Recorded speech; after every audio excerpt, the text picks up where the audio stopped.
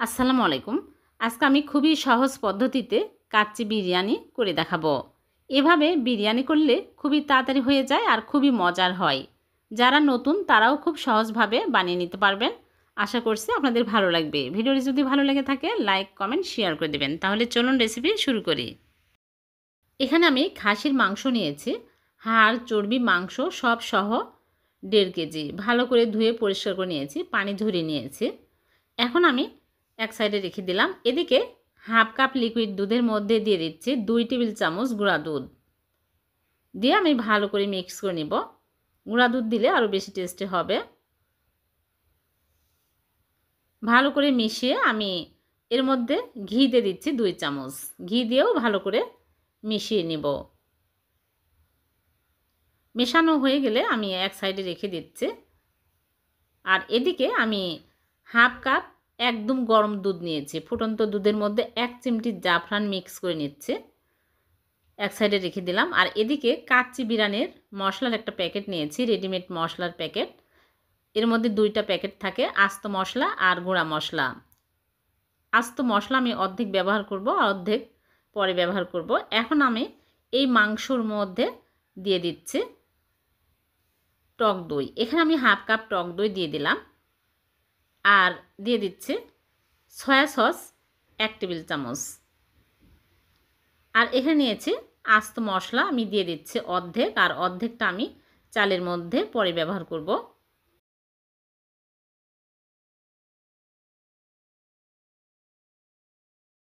তারপরে ঘি দিয়ে দিলাম 1.5 টেবিল চামচ।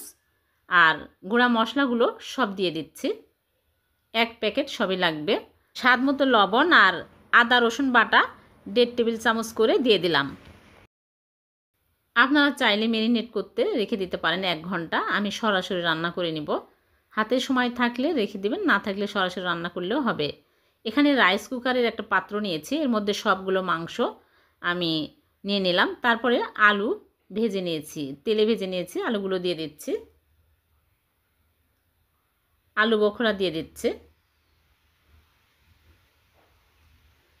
কাঁচা মরিচ দিয়ে দিচ্ছি কয়েকটা, পরিমাণ মতো দিয়ে নেবেন। কয়েকটা আস্ত দিলাম আর কয়েকটা আমি ভেঙে এরকম করে দিয়ে দিচ্ছি। তারপরে কাজু বাদাম, কাঠবাদাম, পেস্তা বাদাম কুচি করে দিয়ে দিলাম 2 টেবিল চামচ। আর এখানে মাওয়া নিয়েছি 2 টেবিল চামচ দিয়ে দিচ্ছি। মাওয়া দিলে আরও বেশি টেস্টি হবে। পেঁয়াজ বেরেস্তা আমি আগে ভেজে নিয়েছি, পেঁয়াজ বেরেস্তা হাফ কাপ দিয়ে দিচ্ছি। তারপরে আবারও আলু আর আলু বোখরা দিয়ে দিচ্ছি।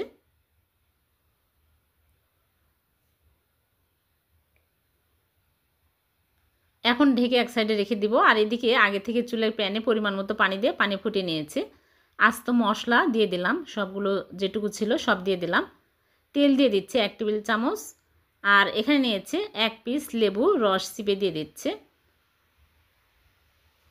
এখন ভালোভাবে পানি বলক উঠে আসছে। চাল দিয়ে দিচ্ছি, বাসমতির চাল আমি 3 কাপ 1 ঘন্টা আগে ভিজিয়ে রেখে দিয়েছিলাম, পানি ঝরিয়ে দিয়ে দিলাম। দিয়ে নেড়েচেড়ে 50% সিদ্ধ করে নিব। বেশি সিদ্ধ করা যাবে না, তাহলে কিন্তু ভেঙে ভেঙে যাবে। 50% সিদ্ধ হলেই হবে, যেহেতু পরে আবার ভাবে থাকবে। 50% সিদ্ধ হয়ে গেলে আমি এইরকম করে ছাঁকনিতে তুলে নিচ্ছি পানি ঝরিয়ে।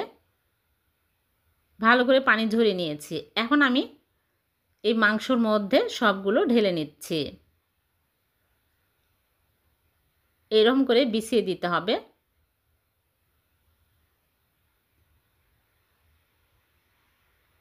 সবগুলো দিয়ে দিলাম। ভালো করে ছড়িয়ে দিব।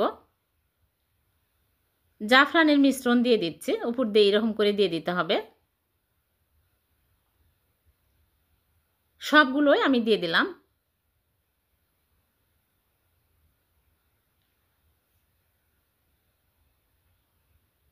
তারপরে ঘি দিয়ে দিচ্ছি। ঘি যতই বেশি দেওয়া যাবে ততই টেস্টি হবে। তারপরে মাওয়া, বাদাম কুচি দিয়ে দিলাম। এখন আমি ঢেকে দিব। দিয়ে আমি সাইড দিয়ে ময়দা মাখিয়ে নিয়েছি। ময়দা দিয়ে আমি সিল করে দিব, তাহলে ভাপ বের হতে পারবে না, ভালোভাবে সিদ্ধ হবে। ভালো করে সিল করে দিতে হবে এইরকম করে। দিয়ে আমি আগে থেকেই চুলায় একটা তাওয়া বসিয়ে দিয়েছি। তাওয়ার উপরে আমি বসিয়ে দিচ্ছি, দিয়ে চুলার আঁচ একদম লো আঁচে করে রেখে দিব 1.5 ঘন্টা।